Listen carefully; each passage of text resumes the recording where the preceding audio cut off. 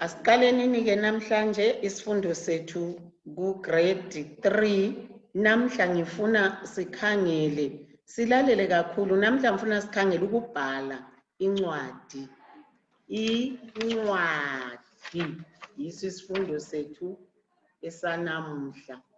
Incwadi sizabe sikhangeleke ekubhaleni incwadi. Incwadi nxa siyibhala ilezigaba eziningi lezinto eziningi okumele sizilandele, kodwa azizima izinto zakhona. Singazilandela sizenze kuhle, siyabhala incwadi ezimnandi, incwadi ezinhle kakhulu. Siyabhala incwadi ezibalekayo ezinhle kakhulu. Abanye ama-videos abayala ukuvuleka, ngithemba liyezwa. Kian, liyezwa lo Raylin? Kian and Raylin, can you hear me? Ulohlupho lwe-network. Kian, can you hear me? Raylin? Raylin? Kian? Liyangizwa? Liyangizwa? Liyezwa? Ama-videos enu. Mel Junior, kwenzakalani kati la kubo? Kaluqonde Mel?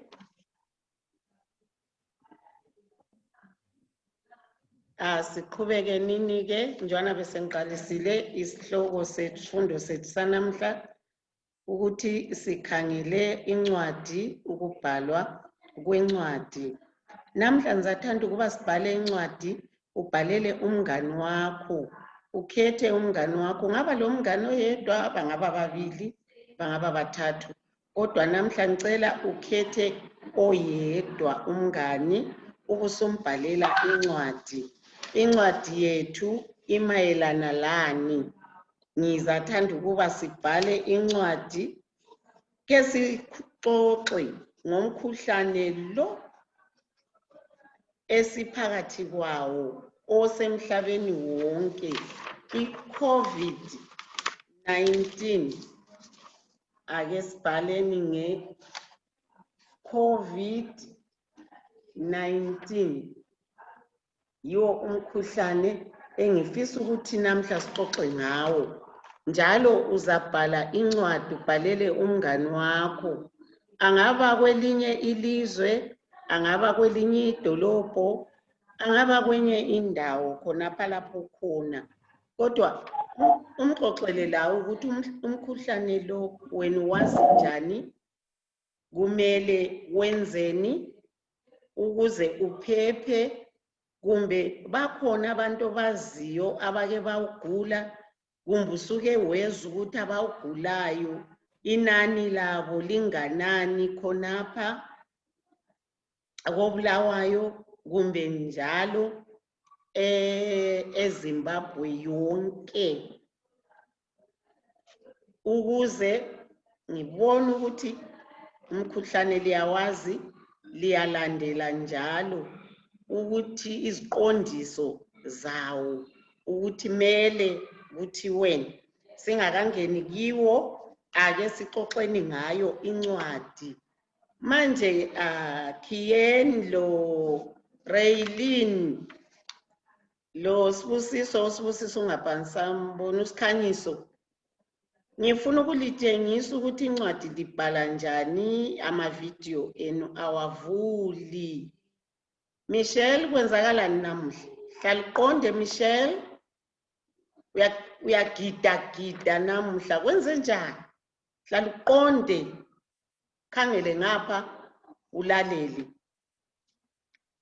Kulungile-ke nxa sibhala incwadi, into yokuqala okumele siyibhale encwadini lalokho esithi ikheli. Sibhala ikheli ngesikhiwe sithi i-address. ikheli. Nick, uyezwa? Uyezwa Nick?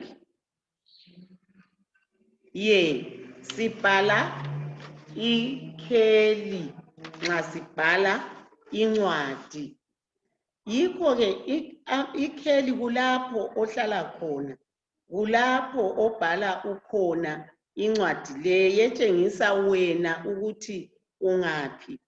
Manje incwadi zethu njengoba thina sonke singabantwana be-DLC, Destiny Learning Center, ngizathanda ukuthi ikheli yethu sonke sibhale eye-Destiny Learning Center. Sibhala njani ikheli? Iphepha lethu, ipheji lethu linje, angithi ligcwele linje. Engithanda ukuthi ukwenze, ungaligoqa kanje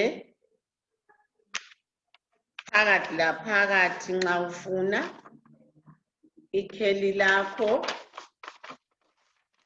ukwenzela ukuthi nxa wena uhlezi phansi esandleni sakho esokudla, yikho lapha ozabhala khona ikheli lakho. Limele liqale lisukele lapha lisiyale. Nantiyana ngilibhalile, Destiny Learning Center, number 8 Manchester Road, Belmont. Asikhangelenini ukuthi libhaleke njani. Encwadini sikhangela kakhulu imizila. Imizila nxa sibhala, silomzila wokuqala oyiwo sekuqaliseni, siqalisela lapha phakathi laphakathi, siyabhala emzileni wokuqala, silandele emzileni olandelayo, silandele komunye njalo olandelayo. Kasikhangeleni ukuthi imizila yethu yomthathu siyibhalile yagcwala. Sibhala ikheli esithi yi-address lapha esihlala khona. Bese sinanzelela ukuthi nxa sibhala incwadi sihle sibhale lelanga, i-date. Nxa sesibhalile sisiyabhala i-date, asikhangeleni siyatshiya umzila wonke ogcweleyo, siyawutshiya. Kodwa sibuye futhi sizobhala kuqondane lo Destiny lowana. Namuhla sithi 24 Mpandula, inyanga uSeptember ngesindebele ngumpandula. Yikho inyanga siyayibhala ngolimi olwesindebele. Kuqakathekile ukuthi sibhala sisukela phakathi laphakathi sisiyale. uDestiny Learning Center simbhale ngokugcweleyo, 8 Manchester Road elandela kuseBelmont. Sechiye umzila siuchiye odwa wonke lo, kodwa u24 wethu aqondane lo Destiny Mpandula 2020. Siyakubona, siyakunanzelela ngithi lokho ukutshengisela ukuthi la sibhala incwadi, ilanga lethu elikheli, ilanga, i-date ikhonapho lapho esibhale khona ikheli. Kulungileke, esinye isigaba esisibhalayo singasuka kukheli sesisiyabhala ukuthi incwadi yethu le kati iyakubani.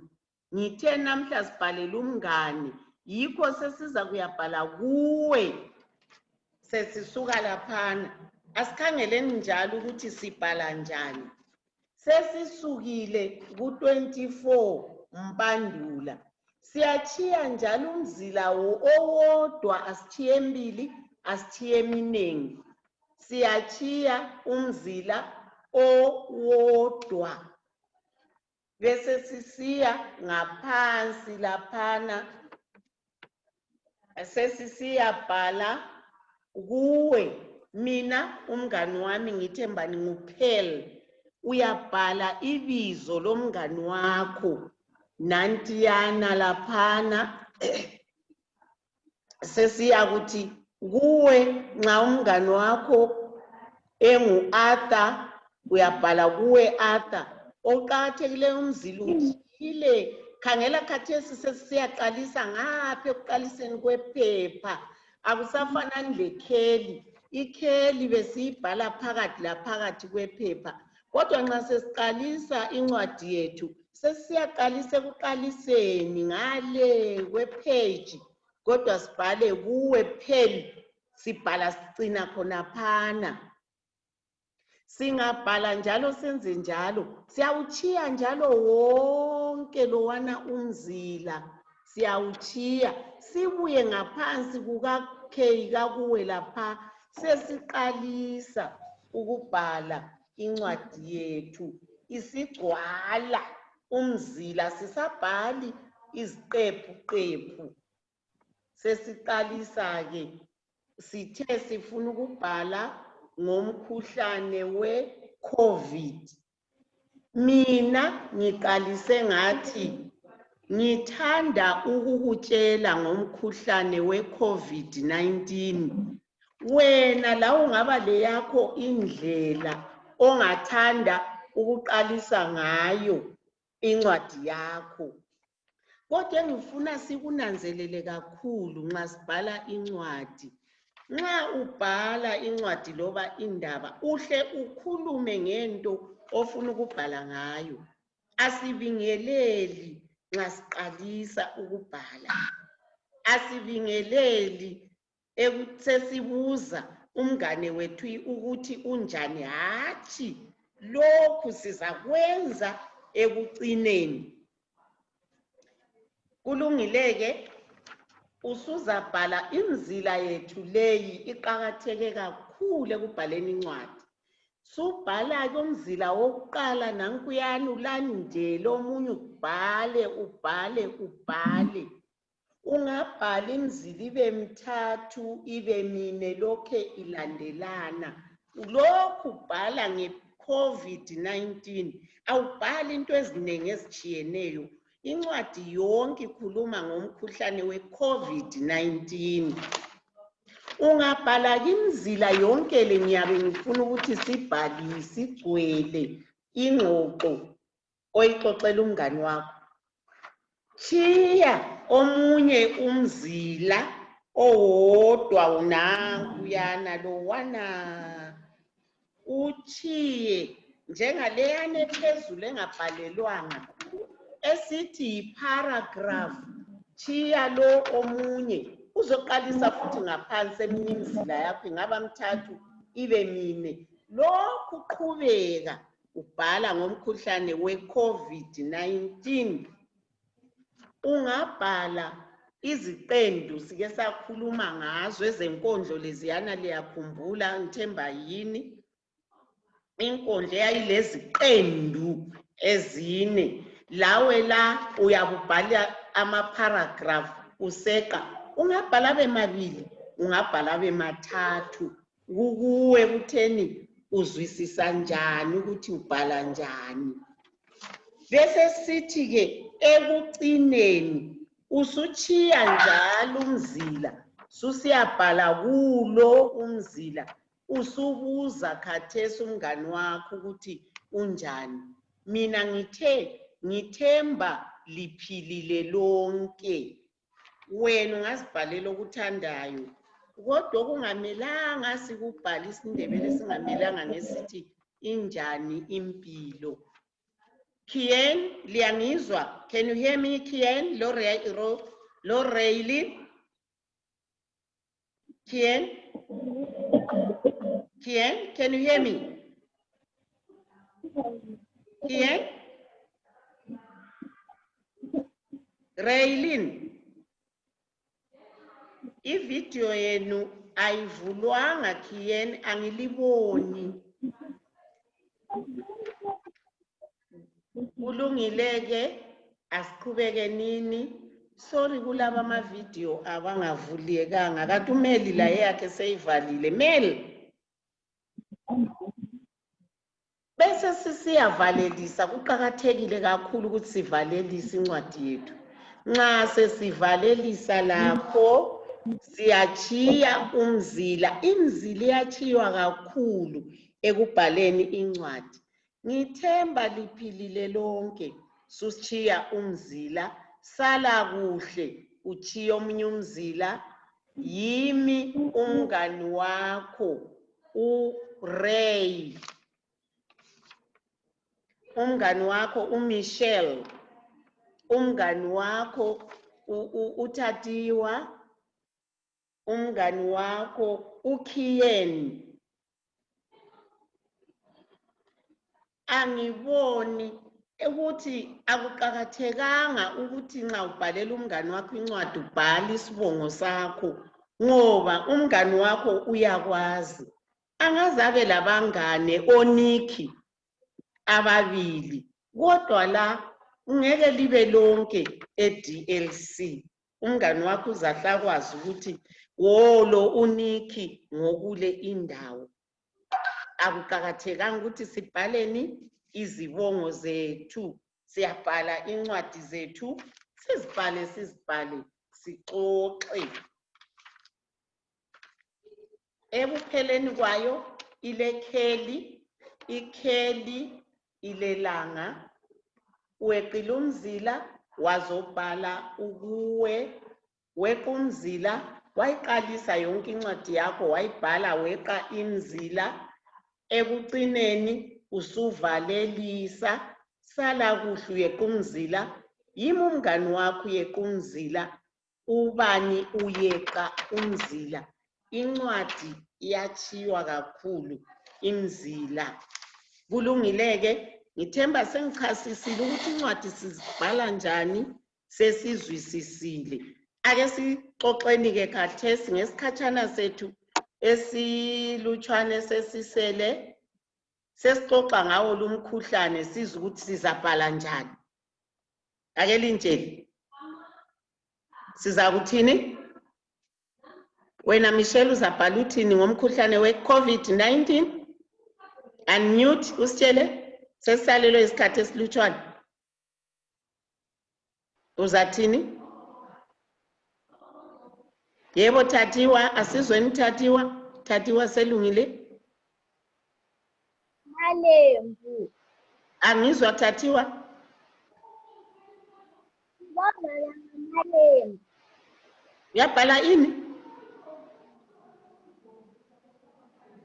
Uthini uTatiwa? Yebo Michelle. Michelle.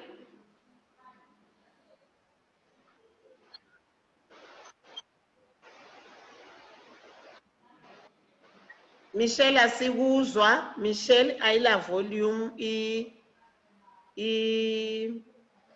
i-video yakho. Awuzwakali Michelle. Faka i-volume.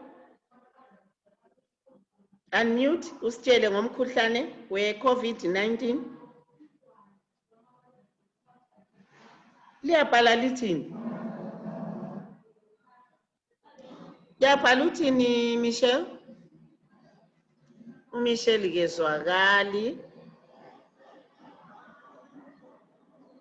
Angikuzwa Michelle. Mel siyathini ngomkhuhlane we-COVID-19?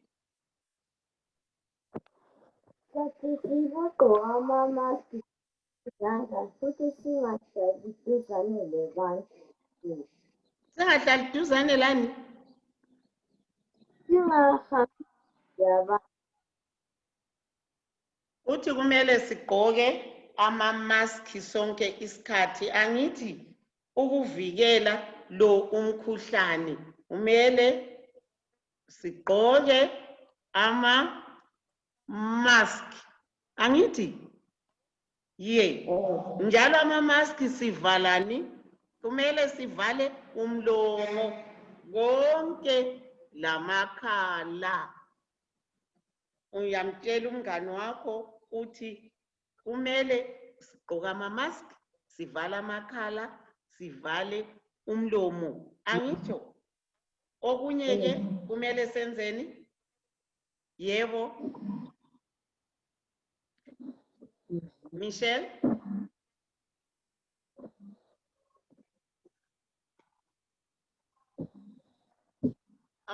Bantu.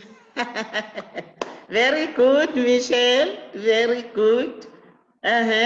Nick, kuyinokunye nge-COVID. Kumele sikuxoxele umngane. Sithe kumele sivale. Nick, awungizwa? Awukazuzwe lutho nge-COVID-19 uthi kumele abantu benzeni? Awukazuzwe Nick? Nick uyangizwa kodwa?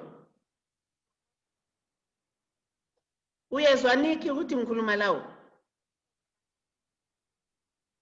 Thathiwa kuyini okunye sivalile okunye kuyini okumele sikwenza asiphangise isikhathi sethu sesitshayile? Thathiwa mele senzeni? Kumele senzeni okunye? Sigeze izandla. Angithi singageza ngamanzi kumbe sisanitize izandla. Siqhelelane singami siminyana. Umkhuhlane lo usubulele abantu abanengi, abanye kodwa njalo bayasila. Kumele abantu benziwe ama-test, bayafakwa ama-test enziwe emakhaleni. Obulawa ngulumkhuhlane ngani loqhuqho, uyavalisa ifuba, umuntu azwe esehluleka ukuphefumula. Ngumkhuhlane ongamuhle kakhulu, ongamuhle owe-COVID. Lisuka ke lapha hambani liyebhala incwadi nge-COVID-19. Bhalani incwadi, ubhalela umngani wakho nge-COVID-19. Ngiyabonga ke sebemile emnyango o grade 4. Namhla isifundo sethu siphelela lapha. Bye bye. Asiyeni bhala. Asiyeni